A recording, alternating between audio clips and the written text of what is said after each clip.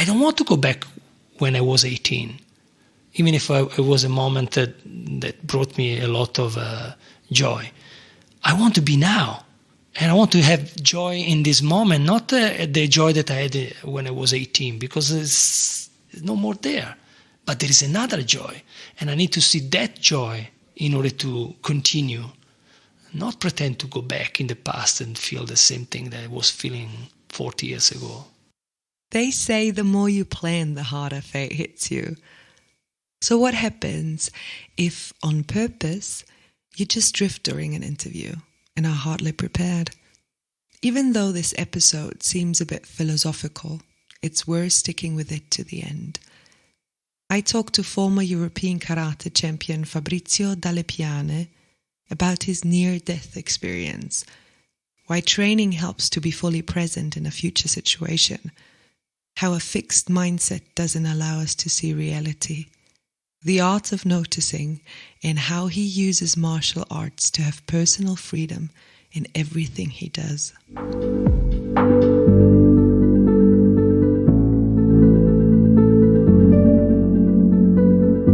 This podcast brings you stories from and about people who stepped into the unknown, stories about fear, uncertainty, the illusion of security, or, I don't know, let's see what it will be about.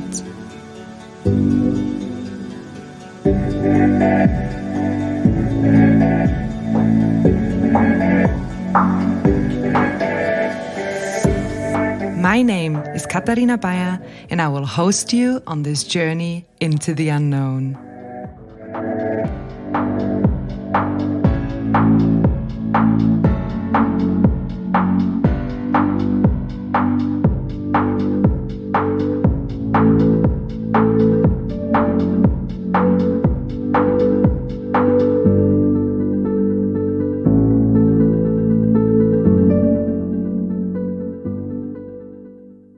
Hello, Fabrizio. Hello. Before the interview, I gave you my card from my podcast, and it says, if nothing is sure, everything is possible. And I know that you have a very special take on the unknown and not knowing, and you like to have this state of not knowing. Can you tell me why and what your take on not knowing is? Well, it's not knowing in general is a big question. I can say that when you know already everything, you don't learn something new. So I try to not repeat the same pattern of thought or movement or whatever situation in life in order to learn more something new. And so when you don't know what's going to happen, you need to challenge yourself to do something different. And that's, for me, is a very creative and empowering space, because you really feel, rather than being scared, you really feel that there is a possibility to do something. Why I think it's very interesting what you're saying is that you come from a place of martial arts. So in 1984, you were the European champion of martial arts in karate. Yes. So when you say a place of not knowing is something nice and new possibilities, for me, when I think about martial arts, it's a lot of practicing, a lot of training, a lot of planning what the opponent can do.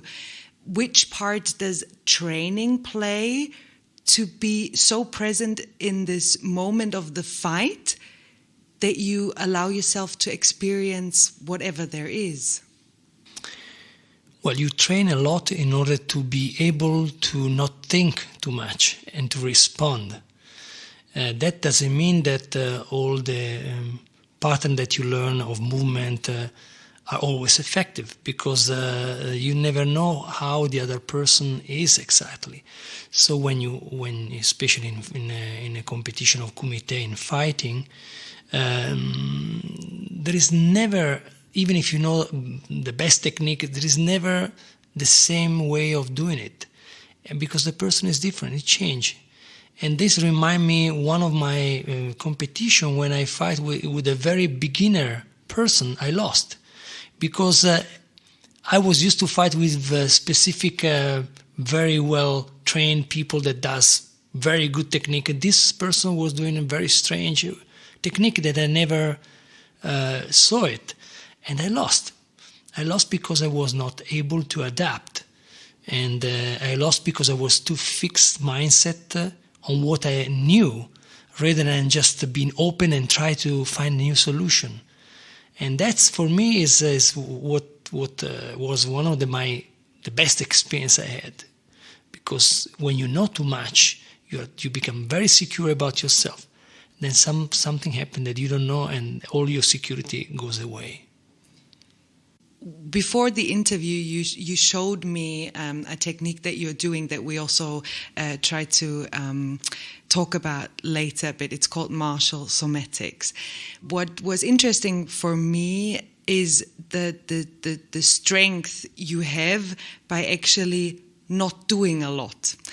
And for me, the word effort is really important, because I'm a person who puts a lot of effort in it. And when we talk about training, I always have this, you have to push yourself, you have to bring effort in it, it has to be strong. And you showed me now that there doesn't need to be effort to be strong. Can you maybe explain, maybe also from part of martial arts, what is effort, what is discipline, what is strength, and how you connect to these words? Well, discipline and effort are two words that we've been using a lot in this in martial art concept and also in other fields. And I feel that in order to have a result, you need to practice. But depend how you practice. You can practice from a tense point of view, and when you're tense, the whole body is, in order to control the muscle of the tension, is not feeling really well. Or you can do the same thing by being relaxed. So the effort is still there, and the discipline, if you want to call it like that, and the practice is still there, but it's different. The sensation is more pleasurable, it's more relaxing, it's less tiring. Even if you are tired at the end of intense training, but you're also regenerated because you relax into that tension. So the goal is always to not try to tense, but to relax into tension. That's a very controversial concept for many of us. Do you even divide between body and mind, or is it one for you? Not for me, but I think that for everybody. For everybody, the concept of body and mind is a very old idea. No, maybe it's a young idea, or a very recent idea, but body and mind are together since we are born, and since we are in this earth. There is you cannot separate these two aspects. Has been separated maybe in order to explain certain process, but in reality they are not separable for me. And maybe I expressed it not clear, but when you train, there are disciplines that really focus on mind training, and there are disciplines who focus on body training. What is different in your way of practicing and training that combines both of it? Well, that's an interesting question, because this is a question that me and my wife are exploring since 10 years. My wife, Tanya Haberland, it's a poet, and the question is the same question she asked me: why body worker and martial artists or dancer are very focused and obsessed with the body, and us poets, we are very obsessed with the mind. And so by asking this question, we created a way to learn that mind and body can be trained separately, but also together. At the end, they are not separate. For example, she always does an example to me. Language starts from a movement. Yes, no. So you move your head, and then it becomes abstract. So the idea of using body and mind, language and body, it's very important to regain that connection between the words and the movement and the body. they are not separate because they come from that. And that was something that she taught me and that we are exploring in one of our projects called the Technology of Tenderness. Can you give me an example on how you teach people that they can train it at the same time? What do you do with your students or the clients that come to you? Well, there are exercises that you do, you train your body to do movement or body work in this case, but there are also exercises to train your ability to think better. So and then there are ways that you put together the thinking and the movement, and that's something very important in our society that is based on abstract language, to bring back the quality of embodiment into language, and also for the people that really work with the body to learn how to use better the language. So basically they are separated because we are using separately, but they are not. If you think about the action of writing, even if it's with a pen or with a computer, you still need to move your body. And in the same time, also your mind is connecting your thoughts, your emotion, and so they're not separate. So we create a path for people to first learn how to use the body, then learn how to use better the way you think, the way you write, and then putting them together into something that is maybe as we call it, an action and a symbolic action that also touch other part of the body and the mind in the unconscious. So symbolic action with the use of word, like poetry combined with the movement, that's a very powerful way of putting together body and mind. And that's what we do in the technology of tenderness. Okay, and the technology of tenderness is one part of martial somatics? No, the technology of tenderness is a process that we are coming from, because she was a poet and I'm coming from martial arts, and then we try to understand how we could put these two together, because we realized the separation between words and body. And it's the technology of tenderness also come because we are used to use technology, and the word technology is considered only related to electronics, but in reality the beginning, the etymology of technology is based on how you use your hands, your body. And so tenderness, because we want to infuse tenderness through words, through action, kindness, and so came this technology of tenderness.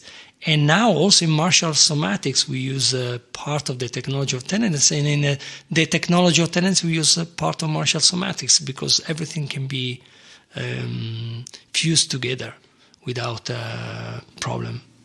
So coming back to, you come from karate, you're a trained martial artist, and you were very successful in this.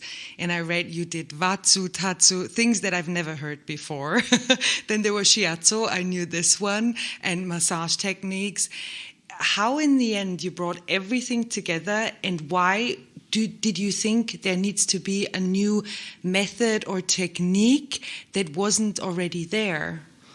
Well, the thing is that really changed my life in terms of putting things together, beside the meeting with the poetry and my wife, was the water. The water element is what brings everything together. And I feel that when I start to explore Watsu and other form of aquatic body work, I really realized the importance of connection. And the water gives me the sense of unity, transformation, change that is very important into our life. The idea is not about having a technique that is different than something else, but to be able to flow between, to use everything that is there. That's why I did a lot of experience, but in a more fluid way, rather than fixed idea about Shatsu is this, Watsu is that. Try to see how you can bring elements of Watsu onto Shatsu, and that's why also there is another practice called Tansu, and also element of touch into poetry. And so it's a kind of infusing this and this principle all together creatively rather than try to have an idea. So it's not a technique, martial somatics, it's a container of possibility, like the technology of tenderness. In technology of tenderness, we are free to use anything that is related to tenderness, to infuse tenderness. So also touch can infuse tenderness. So why not body work and beside poetry and other way of using words? So that's the idea, to use more things together and to have a container. Because I come from martial arts, I call it martial somatics. It's my story since I was a child. And for the other, the technology of tenderness, because of poetry. So, and then these are the two containers that represent our life more than a technique that we invented or we use. You know, when I listen to you and when I try to bring it into words in my head, I figured out why it is so hard for me to understand and grab words for it, because it is not a technique that you can describe. It is not a method that you can read a book about. But what you said, it is holding space or holding this container for pure freedom. So in my mind really has issues now to put it in like 2 sentences what you do. Does this make sense to you, that it's really hard to grasp because it can be used in different ways and in different forms, and it's every time a new thing? Or am I just very lost now? No, it is like that. It is like water. Water has a different possibility. It can transform into a river, can become ice, vapor, and be strong, soft, light. I mean, there is a lot of opportunities. So why we should limit it ourselves? And it is a very creative and artistic approach in this sense. You cannot explain art. You cannot trademark art. You cannot trademark poetry. You cannot trademark writing. It's yes, there are techniques that you learn, of course, but then the moment you enter into that creative artistic space, the technique is just one part of the process. So I think it's important to let people free. Even if I give my experience, I share my experience in whatever I do by myself or with Tanya. This doesn't mean that my experience has to be followed exactly like this. You can transform it, because we are being of constant change. We are transforming constantly. So why should I control this? It's like telling Picasso to paint like Rembrandt. I don't know. It's kind of complex, no? Yeah. But there are two painters that they do apparently two different things, but they are still painting. So that's how I feel. You use the metaphor of water, and there's this famous expression of Bruce Lee that I think everybody knows, like, put water in a cup, it becomes the cup. Put water in a bottle, it becomes the bottle. Be water, my friend. And we're talking here about freedom, possibilities, flexibility.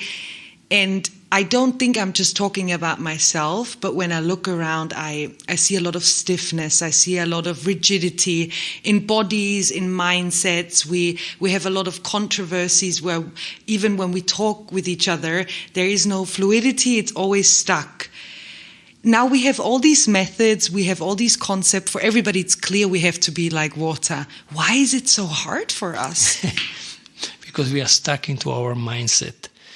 We are always thinking in terms of what we know, and we are base our experience of life around what we know, not about what we don't know, because the not knowing is scary.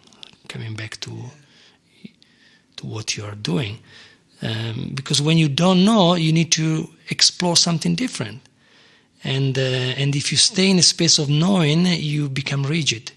You think that the other is wrong, and then you want to prove that. And then the conflict arises even more. So I know also for myself, I'm not perfect. But I know that when I become more open, more flexible, I listen more to the other, rather than try to fix my idea or to pretend that the other person relate to what I say exactly the way I want. I need to be more open to see another person's opinion, even if I don't like it. I don't need to agree, but I need to listen, and that's where it's difficult, I think, to be able to be present, listen, and allow also the other person or the other persons to express themselves. I think what you said is this: as soon as I think I know, even it makes me secure. It even makes me dead in a way, because there is no possibility anymore. There's nothing new to experience, right? And I'm trying since more than a year to get to this stage where I enjoy the not knowing. And then before this interview, you showed me what you're doing, and I was so suspicious because I couldn't trust. Coming back to martial arts once more, you said before this responding in training. How do you train to not know? Okay, so that's a good question. I think that you train to not know or notice new things every time. Noticing, the art of noticing is very important. If you see the person or the situation always in the same way, you don't notice anything new, then you cannot be into the unknown, because you know already everything is going to be repeated in the same way. It's a pattern. When you start to notice new things, you start to naturally realize that there is a lot of things that you don't know, and a lot of things that you can learn. That's what I did with you, no? I took an exercise from martial arts in order for you to understand something different than what you already know. You get the point, and then your practice change. So that's the goal, not trying to tell the person that's right, that this is wrong, but to give more opportunity for the person to learn something new. And that's the key, noticing. As I was showing you, I was asking you after each exercise, remember how you feel, notice how you feel, how is the difference, and you learn through differences. So if you can recognize that there is something different, then your body, your mind, your soul will remember that also in other situations. So by being always in the place of noticing, you already are in the present, because noticing requires a lot of being present. Rather than try to, I want to understand, I want to know exactly how it is, try to notice what you don't know. And then slowly also the rational part is coming. This is the process. The process will take you into an understanding, rational understanding. But at the beginning you need to just let go of the idea of understanding everything and just experience something new and noticing something new. Staying curious, right?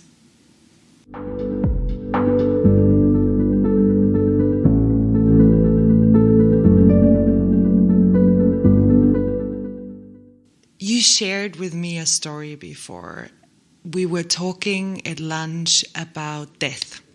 And I said to you that I've never seen somebody dead, and that I think that a lot of people at my age have never experienced really death. Maybe somebody was dying, but they haven't seen dead people. And then you shared a story about with me about how amazing it feels when you think that you die. Can you share this again? Because it has a lot to do with water. That's my experience. I don't want to take this experience as for everybody, because I don't know. Yeah. But I have an experience of almost dying, and I was dying in the ocean when I was surfing. And for an accident, I couldn't come out of the water, and I tried with all my force to save myself. I tried, but there was no way, and the breathing was no more there. And then suddenly I realized that I didn't have any other choice than letting go. The moment I let go, I felt a sense of peace and ecstasy that I never felt in my life again. And so, but I remember that feeling, because after that, when I decided to let go and I was dying, someone took me out of the water. And so when I was on the beach, and when they brought me back on the beach, at the beginning I had this feeling of ecstasy, and as soon as the awareness of life, where I were, came back, I started to feel again all the intensity of life. And so I realized in that experience that yes, death can be very painful for the body if you don't know how to manage the pain and things like that. But it's just that moment when you let go, after the moment of pain and that we can manage with the palliative care in this moment, I don't think it's traumatic for the person who's dying. It's more traumatic for the person who stays because they don't know what is happening. So this experience gave me a sense of relaxation. That doesn't mean that I'm not scared about dying. Of course, everybody's scared about dying. But the sense that if I remember that like I did with you, in the moment I will die, maybe I will die a little bit better, rather than try to force and save myself in any situation. At a certain point, you need to let go of life. And you are alive till you are on this earth, till the last breath. So I prefer to engage in life until I'm dying, rather than think how stressful and painful would be my death. So that's my philosophy. So do I understand you correct that this experience changed your way of looking at life and death? Yes. And then I lost sometimes this experience, like everything, and then I get stuck into fear of unknown, fear of whatever the situation, the COVID now, what we will do, and the disaster and the nature. Yes, I lose very often this sense of, but sometimes when I remember, there is also that. And in that feeling, I feel more relaxed. But if I get stuck into the fear of what will happen in the future, everything is going to be a disaster, and I'm sure I will die bad, and I will live much worse than not thinking too much about that. So, but I'm often coming back to that feeling, especially in moment of not knowing, because I don't know. So there are certain situations that I think I can manage, but then when I come, I don't know what to do. And so I'm learning constantly to relax more when there are situations like that, trust more, and also listen more to the message that are coming from the universe. I mean, we are also don't listen. There are certain things that has to die. Maybe a relationship, maybe a work. And because you don't have the courage to do it, life will bring you an opportunity to do it.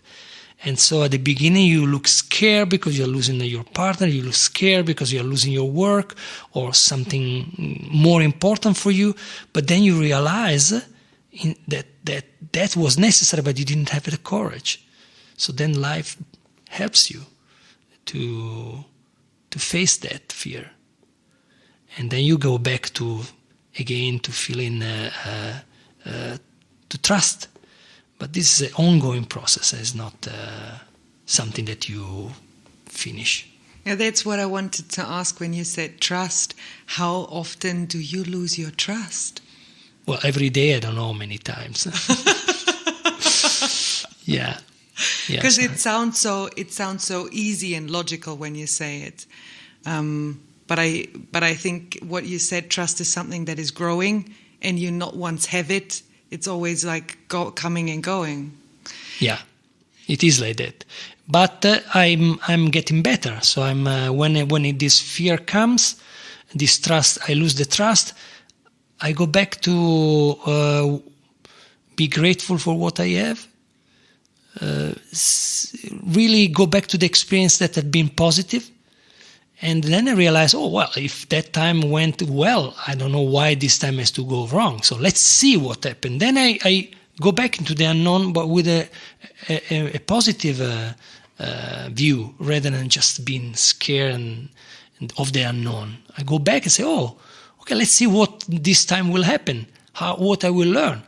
So that's a constant passage between, oh, I'm scared, I'll lose my trust, and nothing's going to happen, to, oh, wait a second, this is a whole pattern. Do I need this? No. Oh, let's see what will happen. What I noticed new that I didn't know before 10 years ago when I faced fear. So what is new that I can do today? And then the trust come back slowly. So it's coming and going constantly. You lived in quite a lot of countries in your life, and you learned so many professions. We mentioned some of them before. Then there was COVID, and as you work with bodies, I mean, this is like, it tells you to stop to work with people, right? Have you ever wished to have this stable, normal life, and it looks like this carefree life where you have one employer and don't have to be flexible and adaptable? And do you sometimes? Yes, sometimes I think, wow, it would be nice to have a job in a bank, so every month I get a check. But then I'm not free. Yeah. And I mean, this work is challenging me a lot the last 2 years, but it still keeps me free of being myself and do a little bit more what I need and what I want and what I can. Instead, if you're working for a company, you need to follow the rules 100%. Here I'm a little bit more free. And what I did last year, that was a good experience about going through and not being able to do my work, my body work. I couldn't touch people, especially the first lockdown. I've been working, helping a center that was organizing holistic practices, working in the kitchen, working as cleaning. But the difference was that rather than see that work as a failure, I saw it as a martial art practice. While I was cleaning the floor, I was using movement from martial arts, so I was training. And while I was cooking, I was being conscious about how I cut things in order to not hurt myself, like when you fight. And so I kept that quality, even if I was doing something very simple. And that is where something changed, because my ability to stay there allowed me to meet people that saw me moving in a certain way, thinking in a certain way, and then they start to propose me new thing. So that's how I went through this difficult moment. And I remember also when I was younger, in the martial arts school, you always clean the gym and you put everything in order. It's something that is part, and also in a Zen monastery is part. Also monks does this. So I think that depends how you do it. If you see as a practice of meditation or martial arts, it's very good. I lost 5 kilos because I was always moving. And inside the house, I was doing 10 kilometers a day. And so that I felt, that's a nice fitness practice. Also, it keeps me more healthy. So I try to see all the positive aspect of that moment rather than see this, oh my God, that's a failure, and etc. I try to use that opportunity in order to become more healthy, to practice more martial arts. And that's how I'm going through. Thanks for sharing this, because the first thing when you said, and I even worked then in a kitchen and cleaning, my mind wanted to say, this is what when you're self-employed and Corona hits you can happen, but this would be like hierarchical thinking that cleaning or cooking is less important or has less status. And as you described it now, actually, yes, it reminded me of a lot of stories about monks that I read, right? If martial arts doesn't go into your life, then for what? Okay, self-defense, you can decide to, but the real martial arts that I've been learning since is how to apply this principle into real life. So it's not about changing the situation, it's about changing context of the situation. So if you constantly see something as a failure or something that is not right, you're not going to change anything. The moment you change context, and this remind me of all the Kung Fu Panda, all the movie, that the panda uses different things, and in martial arts, all the weapon they are basically agricultural tools, sticks and tonfas and things that are used in agriculture in the past. And so everything has been used as a martial arts, but also you can use martial arts to clean. And I've done after that a course that was very nice also to finish this idea, a course for gardeners, because gardeners always hurt themselves, and now I taught them how to use their tools in a martial way. So that's how also you don't need to change what you're doing, but you need to know, you need to take from martial arts, that's what I did, the best knowledge you have in order to support people that work with tools that rather than hurting themselves, they can heal themselves while they're working. I think now I understand more what martial somatics means. Yeah, because this martial arts is not a sport at all. It is like this concept and this embodying this concept and using it in anything you do, right? Yes, exactly. Yeah. So we cannot know everything. We have the pretension to know. Even science is not perfect. We think we want to trust it that there will be something that will save everybody. That is not true. There is always a probability. Is a probability, of course. Science is very important. You can teach you many things, but they're not the way. Are a way. And science, you see, it changes so much in this last 100 years. So why, if it would be, science would be the same of 100 years ago, we would be dead. Yeah. In this moment. It's interesting, we believe that science is true, but 50 years from now we laugh about what we thought 50 years ago, right? Exactly. Yeah.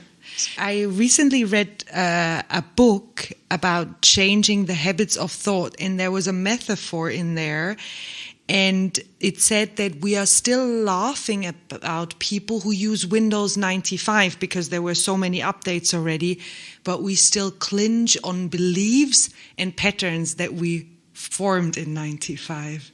Exactly. Yeah. Yeah, and I'll tell you something interesting. Okay.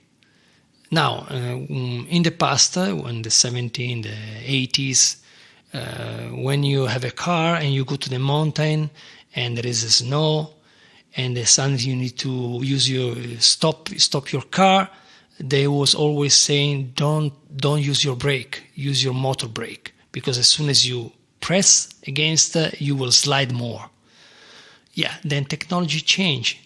Now it's completely different. If you don't use your brake, now with a new system of brakes that they don't slide, you need to press strong in order to stop. But we still believe that old stuff. And even now, new driver has been taught that when you are on the snow, remember to not use your brakes. But they don't realize that the car are changing. Besides, maybe you have a car of the 1980s. But if with new cars, it's completely different what you need to do. Or we still believe of that. So that's our fixed mindset that doesn't allow us to see the reality. The reality is changing. We need to see what is changing and what is the best we can do with this change rather than try to fight change. It's impossible. Everything is going to change again. But we can prevent the accident of change. For example, if we don't agree with certain things that technology is doing, we can decide not to use it. But it's different than closing ourselves in old mindset without knowing. And so I think it's much more difficult to change this now than using a new computer, like you say, a new program.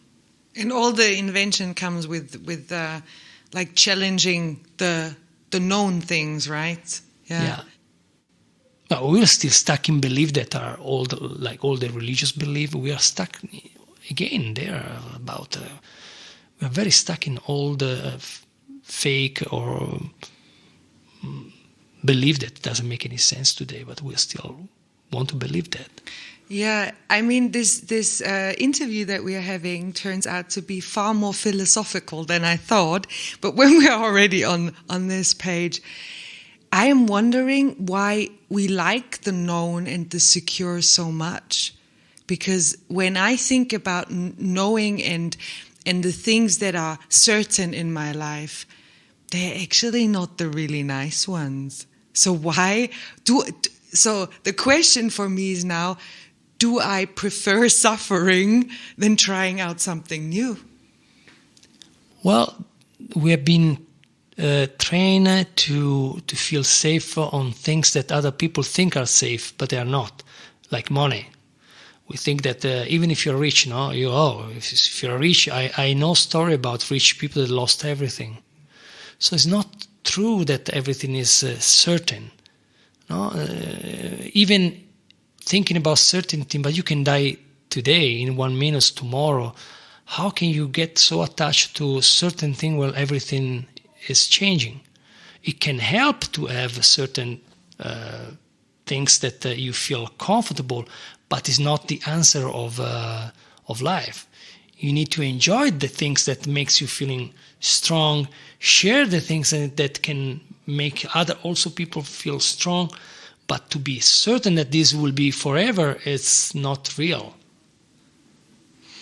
Yeah, but there are some things that scare me when it comes to, this uncertainty. Because if I, let's say, fast forward this concept, I can never also be certain about a relationship I have, a friendship I have, trusting that I don't lose my apartment the next day. And I totally understand that this might feel not good for a lot of people, but in the end it's actually true. It can happen tomorrow, right? It can happen, but this doesn't mean that you cannot take care about this. If, for example, a relationship is an ongoing process, not because you already have a person, you become in love with your partner and then you get married and you have children, everything is going to be okay. No. You need to face the change of the person, the change of life, and be able to go through. That's the thing. It's not to try to change, but to cope with change as much as you can. And of course, everything can happen, but you have a lot of power to choose and to create the best you can. And so, even losing a house, yes, of course, you can lose a house, but you can also decide to be aware about why you should lose a house. I mean, it's something that even if you lose a house, maybe something else will come up. Maybe you will live to another person. I don't know. I think it's very important to not get stuck into this fear of death. I think it's more fear of death than the reality, because at the end, when you lose everything, what is the worst that can happen, right? To die. And so we are afraid when we lose something, we think that is more important than our life. In reality, it's not. Our life is much more important. So until you are alive, losing something, if it happens, is not the end of the world, even if it's something very important. And someone can argue about when you lose your daughter, when you lose a person, it's a little bit more difficult. I'm not saying that it's easy. I say that it can happen, so you need to be prepared. And be prepared is to be always open to this possibility. Not with fear, with attention, with awareness, being there, rather than try to avoid everything.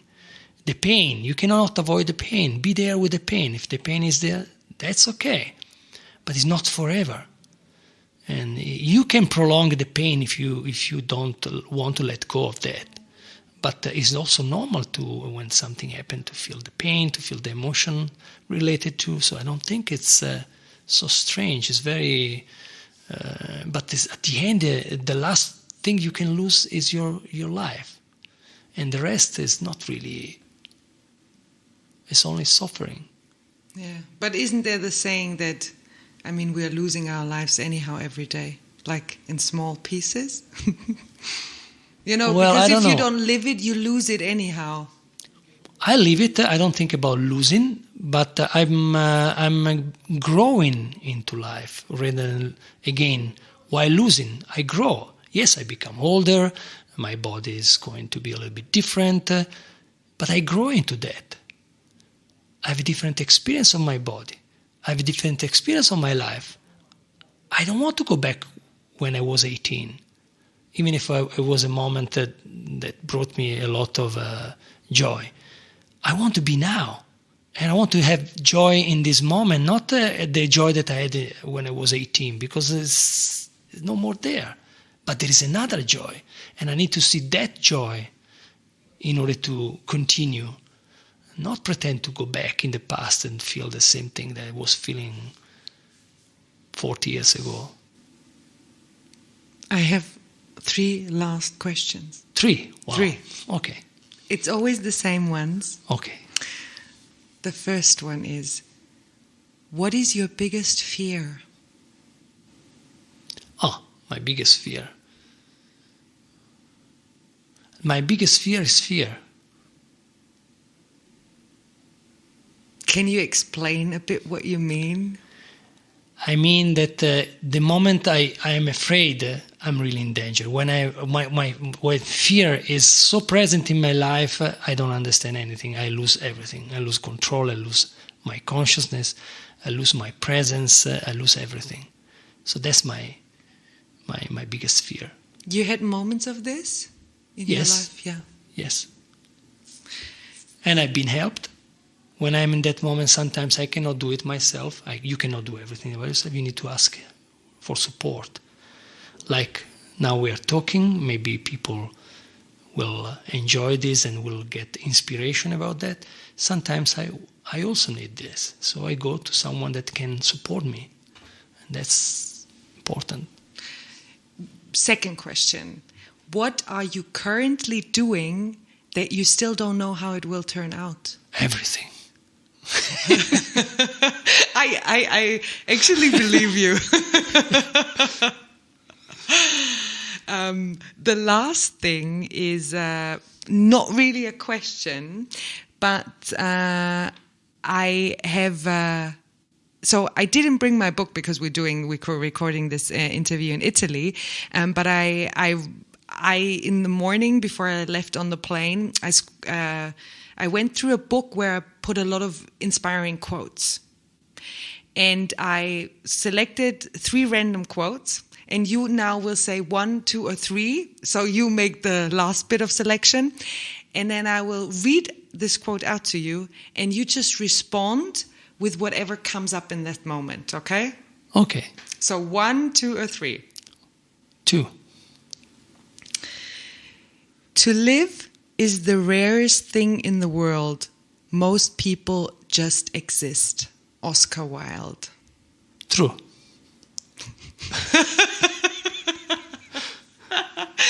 Interesting. We had so many philosophical comments in this interview, and now it's this one sentence. True. Yes.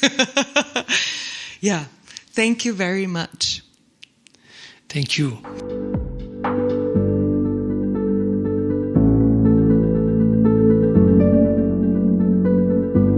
If you like this podcast, please follow me on Facebook at Podcast Into the Unknown, or on Instagram into_the_unknown_podcast. You can listen to this podcast on www.intotheunknown.at, Apple Podcasts, Spotify, or wherever you get your podcasts from.